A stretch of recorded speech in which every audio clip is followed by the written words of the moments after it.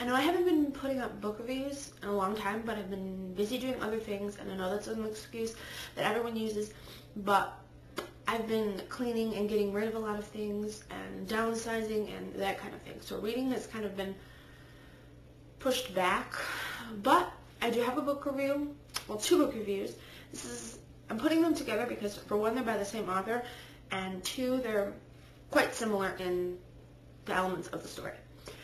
Yeah, so these books count as 9 and 10 for the 50 books challenge. So, and I had these in a haul video too.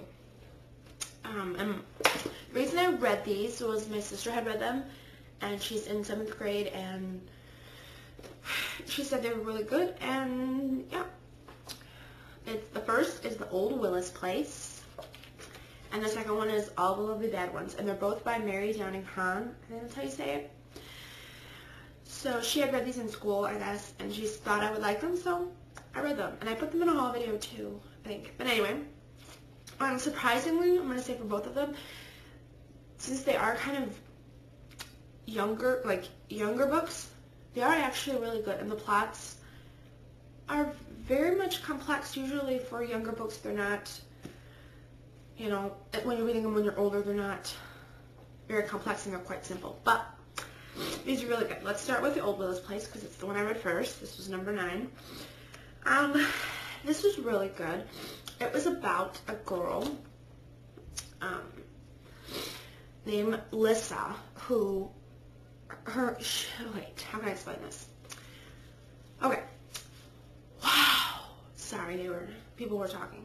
Anyway, this girl Lissa is, she moves with her father to take care of the old house, the Old Willis Place is what it's called, and just to be caretakers there.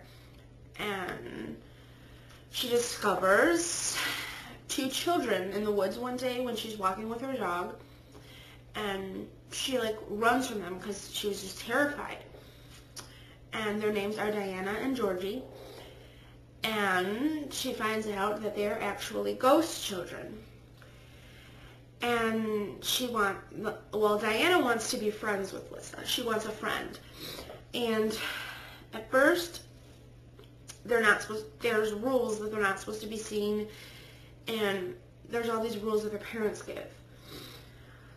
So, and they weren't supposed to let anyone see them, and they let Lissa see them, and some things happen, and you find out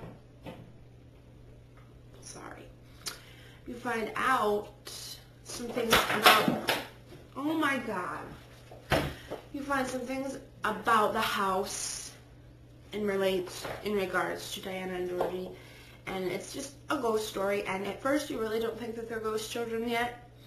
In the beginning, you just think they're kids, and you find out what happens to them, and yeah, it was actually pretty good. The print is average size. There's not that many. There wasn't that much pages. 199 pages, but it was really good. And at first, how Lissa doesn't believe that they're ghost children. She calls them savages because of the way they look. I would say the descriptions in this book are phenomenal. It's very fast-paced, so I would give this a 4 out of 5. So, and then number 10 was All the Lovely Bad Ones. And I will say, in the beginning of this one, I was really, really bored, and it was really boring in the beginning, but it did pick up. So that made up for it being boring. But this is about a sibling duo, Travis and Corey, who like to play pranks, and they're kind of mischievous and troublemakers in that aspect. And they go to live with their grandmother, stay with their grandmother, who owns a hotel in Vermont. Or an inn, not a hotel. Same thing, but anyway. And it's supposedly that hotel is haunted. But they thought, Corey and Travis thought it would be fun to play a prank and to try to scare the guests, which they succeed in. And them playing these jokes and dressing up as ghosts causes the real ghosts of the hotel, of the inn, to awaken. And it's up to them to discover the secrets of the inn and to let the ghosts rest in peace, I guess. And the ghosts in there are children because the inn was once a poor farm, which they learned about toward the end of the book. And they need to let these children, which they're called the bad ones, the lovely bad ones, they need to let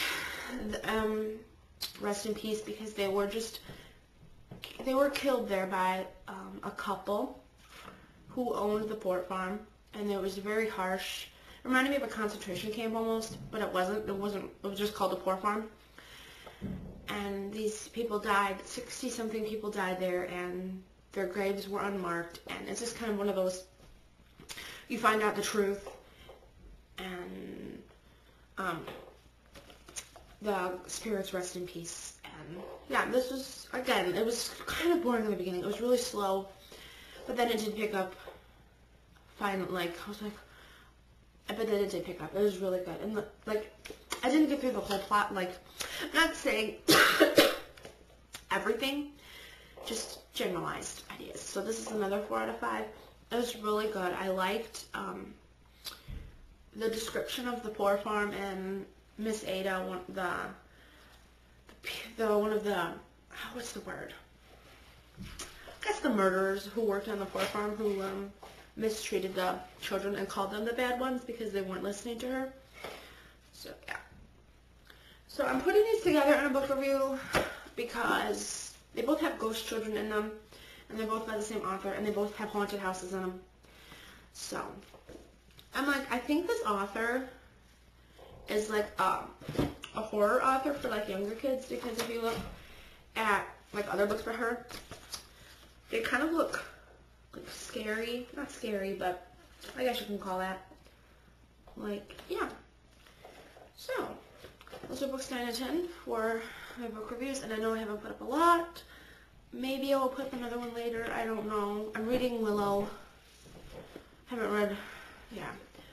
Reading was just kind of thrown aside for a little while. So, thanks for watching. Oh, and I did put up a questions video prior to this, so it's probably already up. If you have questions, any type of questions, post them to that video. And yeah, thanks for watching. Bye.